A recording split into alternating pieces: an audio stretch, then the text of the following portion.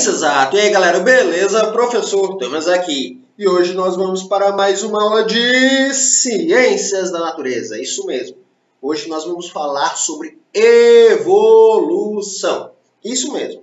Vamos antes contextualizar algumas teorias evolutivas e falar sobre os principais pensadores sobre o assunto. Além disso, vamos fazer uma questão muito interessante que caiu no Enem, que é muito legal. E então a gente vai ter essa aprendizagem formatada. Sem mais delongas, vamos lá. Evolução. Introdução. As variedades dos seres vivos em nosso planeta fascinam a humanidade ao longo de toda a história, de acordo com várias explicações científicas. Essa enorme variedade de espécies é o resultado de processos de transformação e adaptação que constituem a evolução biológica. Algumas ideias muito interessantes são as ideias que diz respeito ao fixismo e as ideias que diz respeito ao evolucionismo. Para os fixistas, as espécies são fixas e imutáveis, enquanto para os evolucionistas, as espécies se modificam ao longo do tempo. Ou seja, para os fixistas, uma borboleta que era a mesma borboleta há séculos, milênios atrás, continua a mesma borboleta hoje. Já para os evolucionistas, não, essa borboleta pode mudar, pode evoluir de acordo com as necessidades do ambiente. Algumas teorias interessantes do fixismo. É uma doutrina ou uma teoria filosófica bem aceita no século XVIII. O fixismo propunha que todas as espécies são feitas por poder divino, haviam sido criadas como são e permaneceriam assim, imutáveis, por toda a existência, sem que jamais ocorressem mudanças significativas nas suas descendências. Algumas teorias fixistas são o criacionismo, que é o Deus como criador de todas as espécies. O espontaneísmo, que é os seres vivos se originam de matéria inerte em condições especiais. E sobre o catastrofismo, que é a evolução por meio de catástrofes causadas por intervenção divina. Exemplo, o dilúvio. Sobre o evolucionismo. Estudos de origem das espécies e modificações sofridas ao longo do tempo. Algumas teorias evolucionistas. Carl Linneu, em 1787, criou um sistema taxonômico. Já Erasmus Darwin fez a variação do ambiente provocar variações nos organismos. E Jean Lamarck criou a lei do uso e do desuso pela transmissão das características. Charles Darwin propôs a seleção natural e a sobrevivência do mais forte. Gregor Mendel fez a genética, propôs a genética e a hereditariedade. Hugo de Vries, teoria da mutação, que explica as variações genéticas. E o teorema de Hardy-Weinberg, em uma população grande, cruzamentos aleatórios e na ausência de fatores evolutivos, não haverá mutações. As principais teorias evolucionistas. Nós temos Lamarck, com seu lamarquismo, e Darwin, com seu darwinismo. Jean-Baptiste Lamarck nasceu em 1º de agosto de 1744 na cidade de Besançon, na França. Morreu no ano de 1829 em Paris, também França. E Lamarck foi um dos pioneiros do evolucionismo com a sua teoria do uso e desuso. Vamos detalhar um pouquinho agora. Lamarck defendia que os seres vivos provinham de outros seres vivos e cada espécie ocupava um lugar na sua escala natural. A teoria da evolução elaborada por Lamarck em 1809 evidencia dois princípios: a lei do uso e do desuso e a lei de transmissão dos caracteres adquiridos. Também temos as mudanças do meio ambiente, provoca alterações nos organismos. Lei do uso e do desuso. As partes do corpo extensivamente usadas por um organismo desenvolvem-se e as que não são utilizadas atrofiam. Um exemplo, olha aqui na imagem. Com o uso excessivo dos pés para nadar, o pato desenvolveu membrana entre os dedos, pois assim facilita no nado.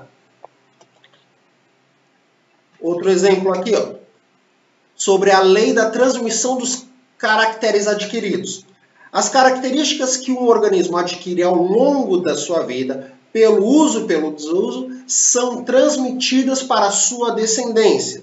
Um exemplo, os espinhos. Os espinhos adquiridos pelos cactos durante sua evolução são transmitidos para gerações futuras. Lamarckismo. Segundo o Lamarckismo, a girafa, pelo hábito de se alimentar com folhas altas, teve o pescoço gradualmente alongado. Essa mudança teria sido transmitida para gerações seguintes. Então a girafa fazia um esforço para se alimentar das árvores mais altas, com isso seu pescoço crescia e ela conseguia sobreviver e transmitia a sua genética.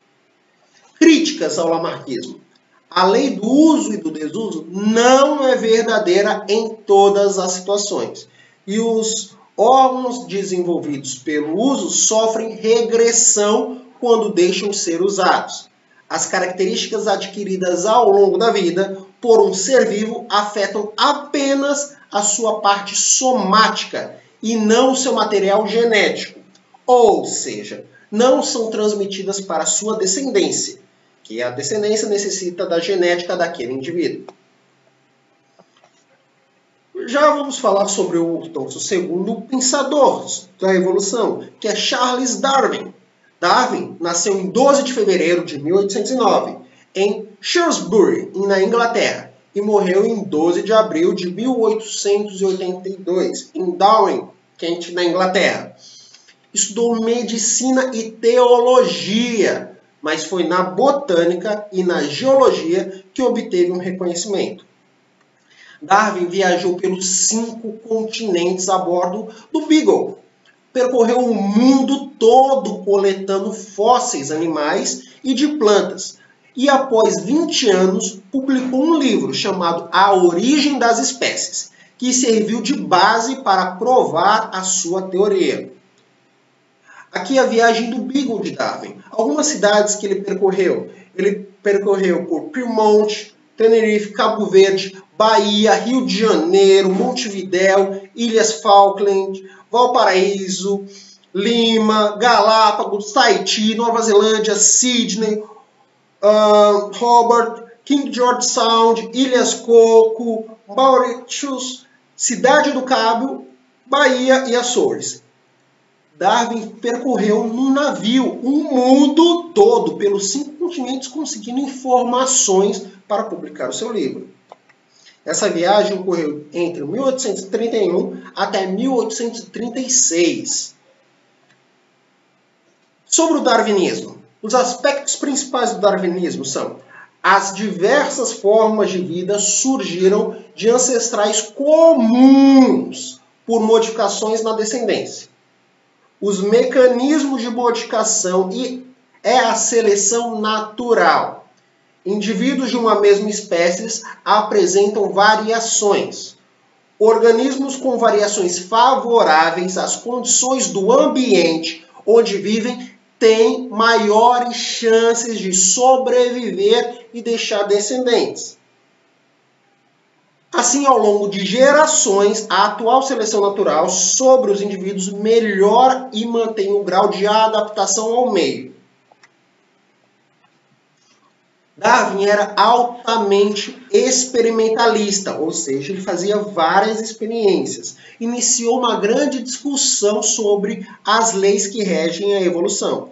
Alguns fatores que influenciaram a sua obra foram os dados bibliográficos colhidos nas viagens aos trópicos, os dados geológicos de Lyell e os dados demográficos de Thomas Malthus.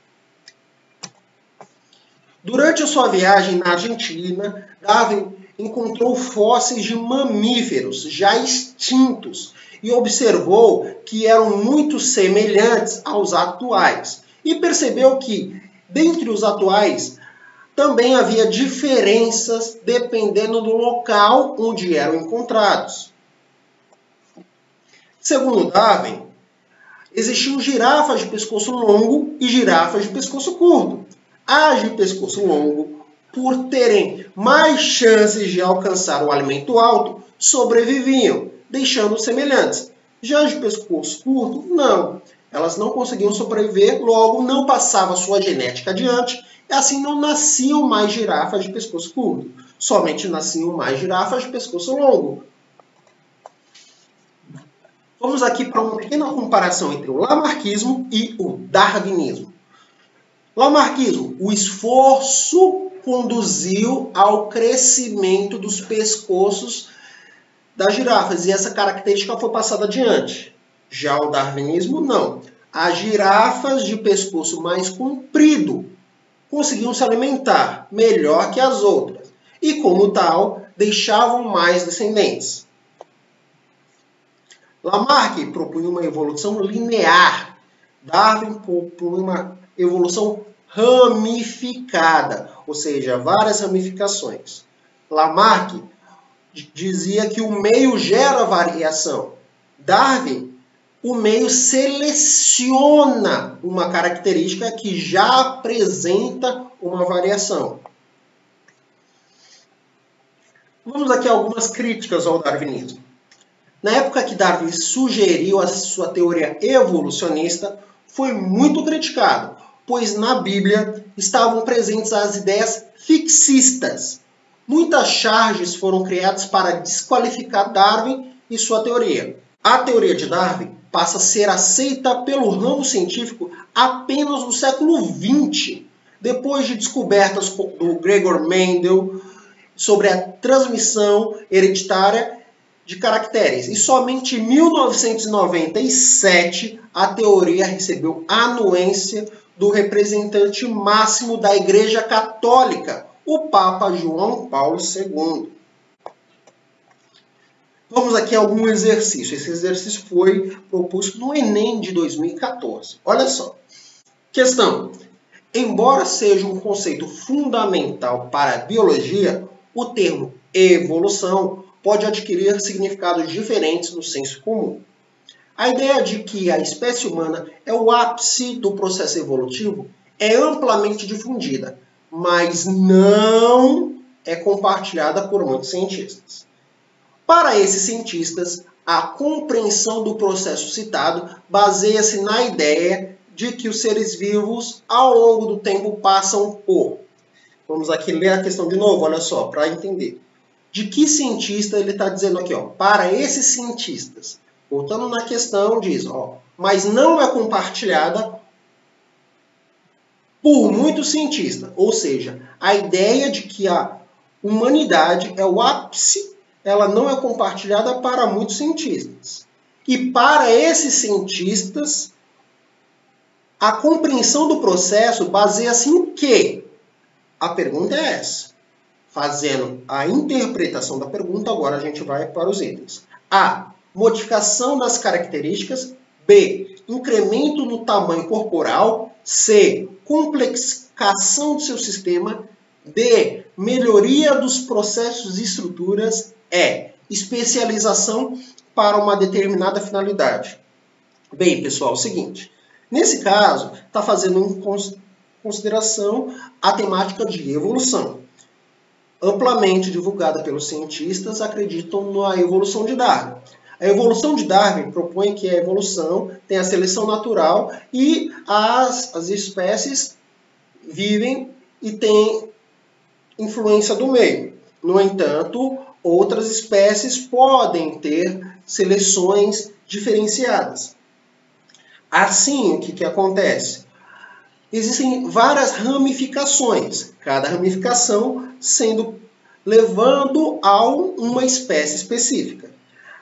Nesse sentido, como há várias ramificações, essas ramificações são muito dispersas. É uma árvore de ramificações. Uma leva para as aves, outra leva para os peixes, outra leva para os mamíferos, outra leva para os répteis. Então, por ser uma árvore com diversas ramificações, não há um topo, um ápice que una as outras. Então, os cientistas acreditam nisso. Por não haver um topo, um ápice, a espécie humana não é o topo da evolução. Por conta que, na ramificação dos répteis, existem outras espécies que estão lá no topo daquela ramificação. Mas na ramificação do réptil tem outra ramificação que leva a uma outra espécie, que é a espécie atual, vivendo nos dias de hoje. Então, o ser humano não é o topo da evolução, porque tem várias ramificações. Então, essas ramificações são devidas às mudanças das suas características. Já que há mudanças, os cientistas acreditam nisso. Por isso, a resposta correta da questão é o item A, modificação de características. Tranquilo? Bem, então nós vamos estar encerrando por aqui, mas antes vou deixar um quiz aqui para você. Responda aí nos comentários o que você achou deste conteúdo. Aqui encerra essa aula. Qualquer dúvida, pergunte. Eu estou aqui para ajudá-lo. Pense exato e até mais. Tchau!